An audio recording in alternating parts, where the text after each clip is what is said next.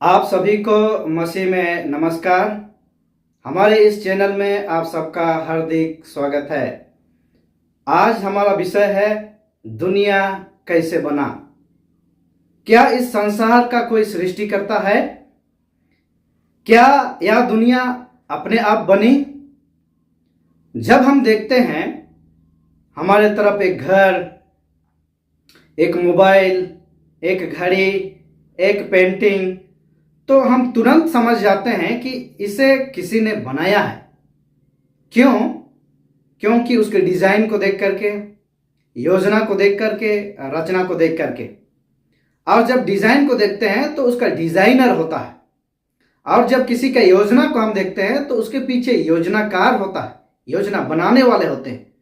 और जब रचना को, कुछ चीज को बनाया हुआ देखते हैं तो उसका रचयिता है, बनाने वाला है। दुनिया इन सब चीजों से कहीं ज्यादा सुंदर और महत्वपूर्ण है, इसीलिए यह अपने आप नहीं बन सकती। दुनिया तो इन मोबाइल, घर, पेंटिंग, ये सब से कहीं ज्यादा सुंदर है और महत्वपूर्ण है, इसीलिए यह दुनिया अपने आप नहीं बन सकती। और विज्ञान भी कहता है ब्रह्मांड की शुरुआत थी।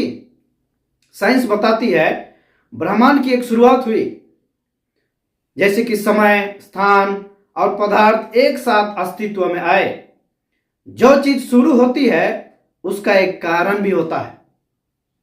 तो फिर दुनिया बनाने वाला कैसा होना चाहिए?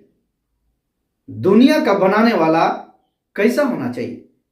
वह अत्यंत शक्तिशाली होना चाहिए, वह बुद्धिमान होना चाहिए, वह उद्देश्य वाला होना चाहिए। तो ऐसा केवल एक ही हो सकता है, वह है सृष्टिकर्ता परमेश्वर। बाइबल स्पष्ट उत्तर देती है। बाइबल सृष्टि के बारे में पहला ही वचन कहता है, आदि में परमेश्वर ने आकाश और पृथ्वी की सृष्टि की। इसका मतलब दुनिया अपने आप से नहीं बनी, किसी अचानक से नहीं बना और किसी संयोग से नहीं बना। दुनिया परमेश्वर के वचन से बना है। पृथ्वी का संतुलन एक बुद्धिमान सृष्टिकर्ता की पहचान है। हमारी पृथ्वी इतनी परफेक्ट है, इतनी अच्छी है कि यह अचानक या संयोग से संभव हो ही नहीं सकता। यह अचानक से या फिर गलती से पृथ्वी बन गया, ऐसा हो ही नहीं सकता है, क्योंकि हमारा पृथ्वी इतना परफेक्ट है कि यह अचानक से नहीं बन सकता है। जैसे कि सूरज से बिल्कुल सही दूरी पर हमारा पृथ्वी है, तापमान बिल्कुल उपयुक्त है। हमारे पृथ्वी पर तापमान बिल्कुल सही है, पानी तीनों रूपों में उपलब्ध है, गुरुत्वाकर्षण बिल्कुल सही है, और डीएनए की जटिलता एक सुपर कंप्यूटर से कहीं ज्यादा, और मौसम और दिन रात का संतुलन बिल्कुल सही है। यह सब बुद्धिमान रचना को दिखाता है। जीवन की उत्पत्ति, जीवन का स्रोत जीवन है। साइंस भी यह विश्वास करती है कि निर्जीव चीज से जीवन कभी नहीं बनता। जीवन हमेशा जीवित चीज से आता है। तो पहला जीवन कहां से आया?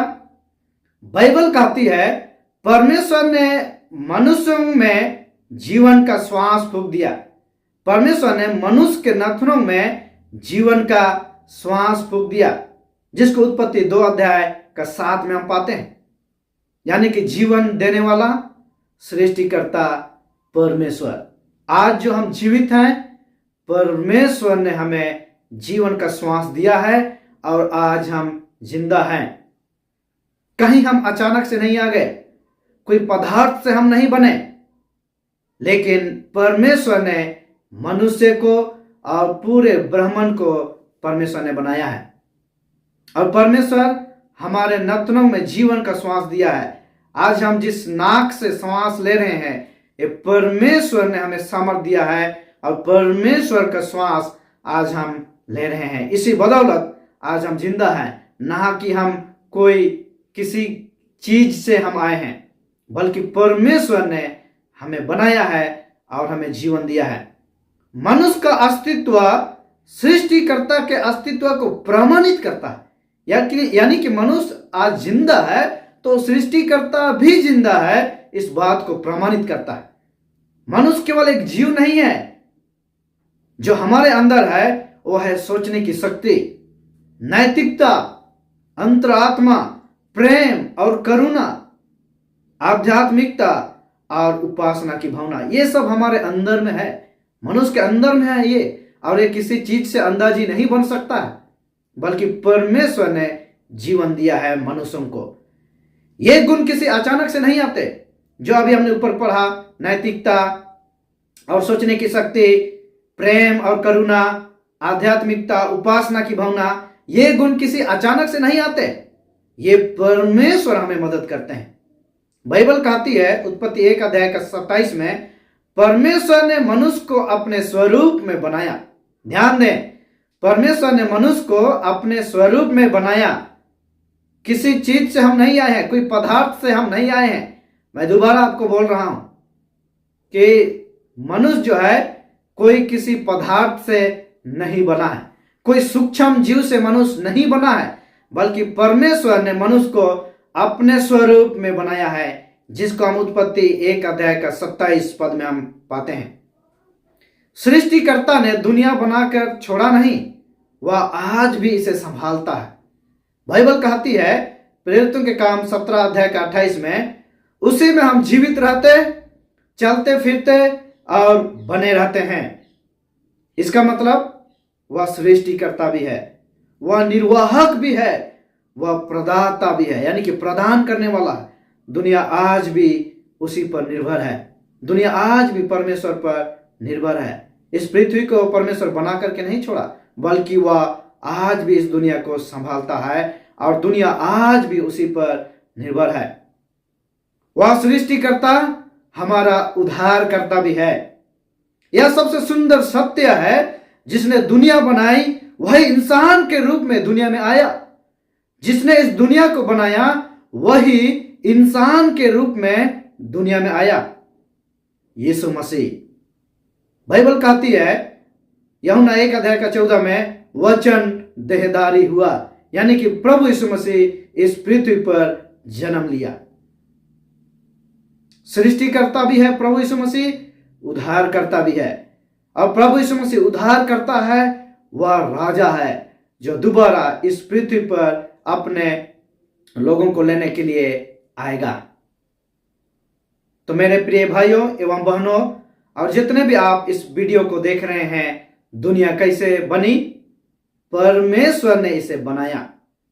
यह अचानक या संयोग से नहीं बनी, बल्कि परमेश्वर ने इसे बनाया है। इस दुनिया को परमेश्वर ने अपने वचन से बनाया और मनुष्य को अपने स्वरूप में अपने हाथों से बनाया और जीवन दिया है। और आज हम जो श्वास ले रहे हैं, ये परमेश्वर का श्वास है, जो हम जिंदा हैं। मैं दोबारा आपको यह बताना चाहता हूं, हम कोई सूक्ष्म जीव से नहीं बने हैं, हम कोई पदार्थ से नहीं बने हैं, बल्कि परमेश्वर ने हमें अपने हाथों से अपने स्वरूप में बनाया है और जीवन दिया है। इसलिए आज हम चल फिर रहे हैं। इसके पीछे एक बुद्धिमान, शक्तिशाली और प्रेमी सृष्टिकर्ता परमेश्वर है। दुनिया बनाने के पीछे एक बुद्धिमान, शक्तिशाली और प्रेमी सृष्टिकर्ता परमेश्वर है। दुनिया कैसे बना? परमेश्वर ने इसे बनाया है। यदि आपको ये वीडियो बाइबल अध्ययन अच्छा लगा और यदि आप ऐसा ही और बाइबल के ज्ञान और अध्ययन में आप आगे जारी रखना चाहते हैं, तो हमारे वीडियो को लाइक करें और दूसरों तक इसे शेयर करके पहुंचाएं और हमारे चैनल को सब्सक्राइब करना ना भूलें। आप सबों को परमेश्वर आशीषित करे। धन्यवाद।